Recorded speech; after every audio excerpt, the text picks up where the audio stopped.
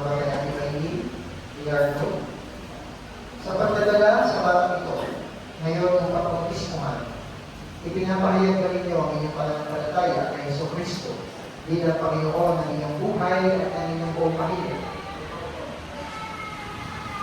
Tinatanggap ba ninyo para sa inyong sarili at para sa inyong anak ang tipanang biyaya na nakakatiyak na ang Diyos ay minamahal ng inyong anak at ninanais na siya'y mapabuti sa pamamagitan ng panalangin at halimbawa ay palalakihin ba ninyo siya na sinasalamin ng pagmamahal at pag-aalaga ng Panginoon na ipinapahayag sa mga kaparaanan ng komunidad ng pananampalataya ang UCCP o Samuel Evangelical Church.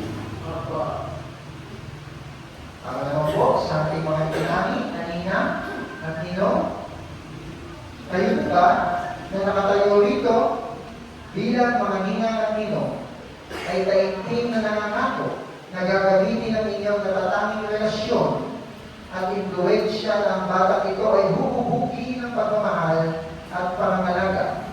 Kayo ba bilang katuwang ng mga magulang ay palalakihin ng batang ito sa pamumuhay na kalugod-lugod sa Diyos? Salamat po. Para naman po sa kongregasyon na kasama natin ngayon, tinatanggap ba ninyo bilang mga miyembro ng United Church of Christ in the Philippines, Rosario Evangelical Church, ang batang ito sa pagmamahal at panangalaga na bilang kongregasyon ng iglesia nito ay nangangakong lalakad kasama niya sa kagalakan, gawain, at magiging hamon sa hinaharap. Maaari po kayo tumugon sa pamamagitan ng inyong pagtayo.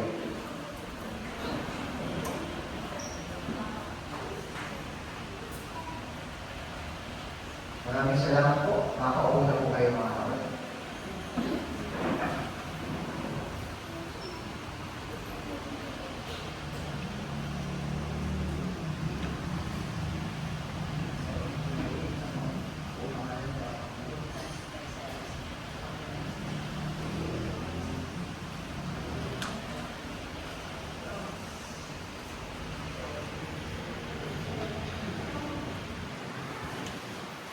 George P. Barcelos, ikaw ay binibigay namin sa pangalan ng Diyos ating magulang,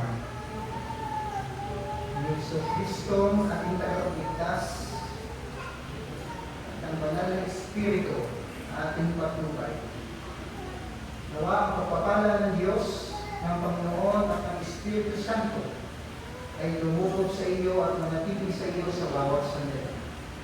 Sumayo, Espiritu Santo, Darsh Barcelos, bilang anak ng Diyos, bilang alagad ni Jesucristo, at bilang miyembro ng Iglesia nito.